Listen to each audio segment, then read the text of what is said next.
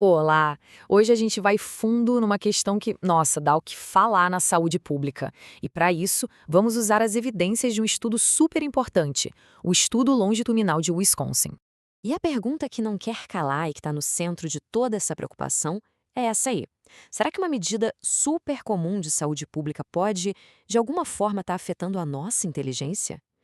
Pois é, a gente está falando da fluoretação da água, aquela prática de décadas para evitar cáries. Será que ela tem um custo oculto para o nosso cérebro? E olha, para a gente ter uma ideia da dimensão disso, é bom saber que esse debate não é só teórico, sabe? Pelo contrário. Decisões muito reais, que afetam a vida de milhões de pessoas, já foram tomadas por causa dessa suspeita, essa possível ligação entre flúor e QI. E não demorou para a gente ver o resultado.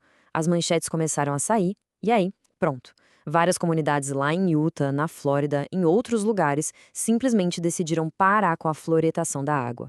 Isso só mostra o peso do assunto, né? E, claro, a urgência de ter evidências científicas, assim, bem robustas.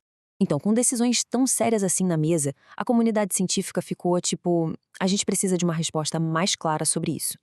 Era necessário, sabe, uma nova abordagem, um estudo com mais força para tentar botar um ponto final nessa dúvida. E esse slide aqui é ótimo porque ele resume perfeitamente o problema. De um lado, a gente tem as preocupações com as pesquisas mais antigas. Muitas vezes elas usavam doses de flúor, assim, altíssimas, que não tem nada a ver com o que se usa na água. Ou então, os dados não eram dos Estados Unidos. E o principal, eles não conseguiam levar em conta outros fatores que também podem influenciar o QI. Agora, olha do outro lado. A nova abordagem foi completamente diferente, focada em doses que fazem sentido, usando dados da população americana mesmo, e o mais importante de tudo, pensada para conseguir separar o efeito do flúor de todo o resto.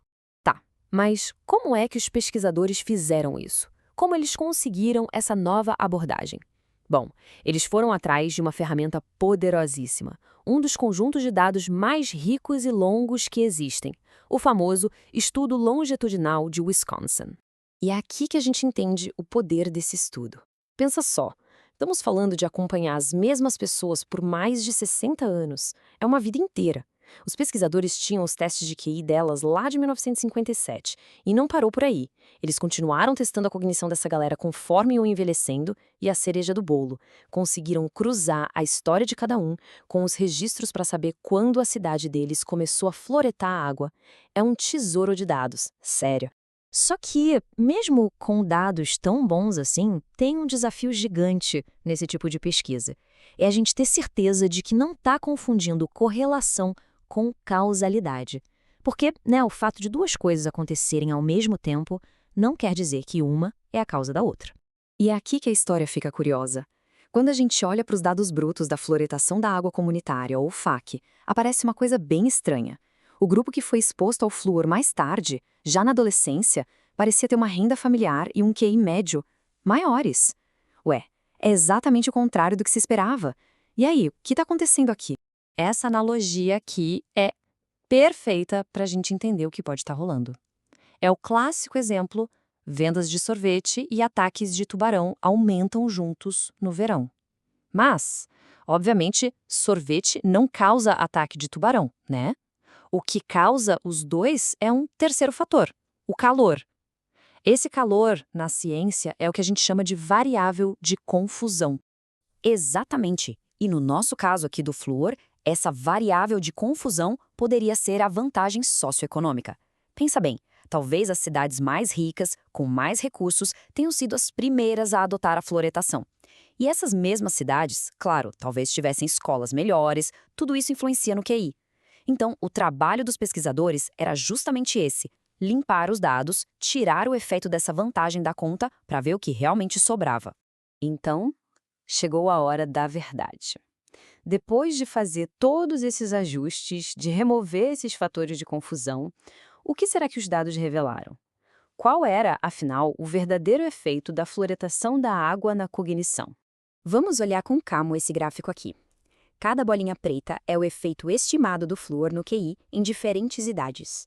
E aquela linha ali no meio, no zero, ela representa nenhum efeito. Agora, repara bem, quase todas as bolinhas estão praticamente em cima ou cortando essa linha do zero. O que isso quer dizer visualmente? Nos diz uma coisa muito forte. Parece que não tem um efeito significativo ali, né? E para não deixar nenhuma dúvida, aqui está a conclusão com as palavras dos próprios pesquisadores, preto no branco. Depois de toda a análise, a conclusão foi essa, bem direta. Eles não encontraram nenhuma evidência de que a fluoretação da água esteja associada a um QI mais baixo ou a problemas de cognição mais tarde na vida. Ok, então o que a gente tira de tudo isso? Qual é o panorama geral? Vamos juntar as peças e resumir os pontos principais dessa análise super detalhada. Basicamente, o que esse estudo faz é elevar o nível da conversa. Ele é o primeiro desse tipo que usa dados tão bons da população dos Estados Unidos e que acompanha as pessoas por uma vida inteira controlando aqueles fatores de confusão. E o resultado foi claro: não encontraram nenhuma associação negativa. E é super importante ser transparente, né? Os próprios autores apontam uma limitação. A análise foi no nível da comunidade, que no fim das contas é onde a política pública atua. E tudo isso nos deixa com uma reflexão final que vai além do flúor. Esse estudo traz uma conclusão muito forte, claro, mas a ciência é assim, está sempre evoluindo. Então a grande questão não é só sobre o flúor, é sobre como a gente pode aprender a avaliar as evidências. Como olhar para um estudo e pensar, peraí, qual metodologia? Os dados são bons? Levaram em conta os fatores de confusão? Fazer essas perguntas como a gente fez hoje é o caminho para chegar cada vez mais perto da verdade. Valeu pela companhia